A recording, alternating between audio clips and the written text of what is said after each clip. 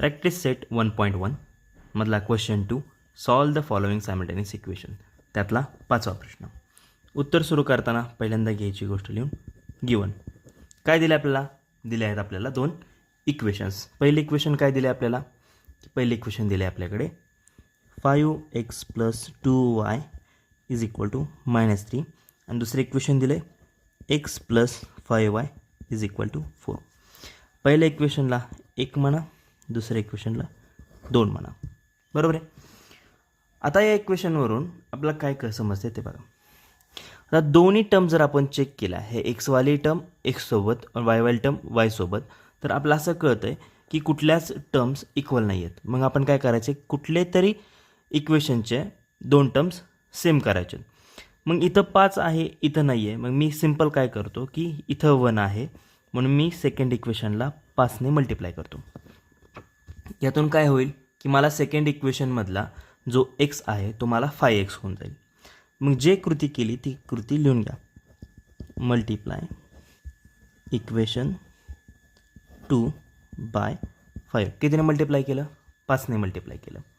मग 5 × x 5x plus 5 × 5y बरोबर 25y बरोबर 4 × 5 20. बरोबर 4 × 5 20. दिलं इक्वेशन वरच्यापासून वेगळं असल्यामुळे त्याला 3 म्हटलं. आता बघितल्यावर पहिलं इक्वेशन आणि तिसरं इक्वेशन यातली पहिली जी टर्म आहे 5x ते दोन्ही सेम आली आहेत. त्यामुळे मी काय करेल, ही 5x काय करेल, कॅन्सल करेल.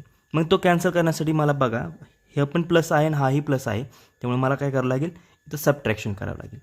मग काय लिहिलेलं मी, सबट्रॅक्ट किंवा सबट्रॅक्टिंग इक्वेशन 1 फ्रॉम इक्वेशन 3. मी काय केलं, तिसऱ्या इक्वेशनमधून पहिलं इक्वेशन सबट्रॅक्ट केलं.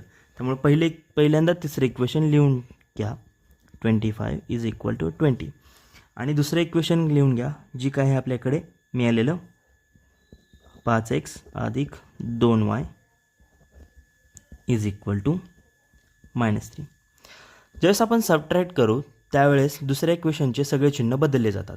हा प्लस असल्यामुळे तो मायनस झाला, हा प्लस असल्यामुळे तो मायनस आणि हा मायनस असल्यामुळे तो प्लस झाला. बरोबर आहे. ह्या प्लस 5x ला -5x कॅन्सल झाला. राहिलं काय आपल्याकडे की ह्या 25y मधून 2y गेला, उरले किती 23y बरोबर. आणि ह्या 20 + 3 टोटल किती झाली 23.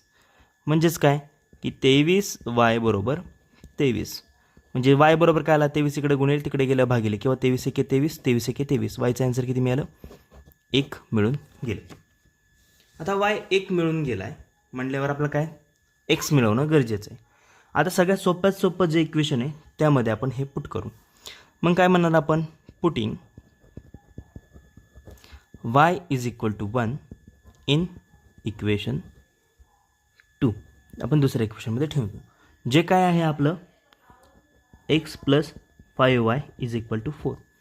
yची किंमत किती होती 1, त्यामुळे yच्या ठिकाणी एक किंमत ठेवून द्यायची.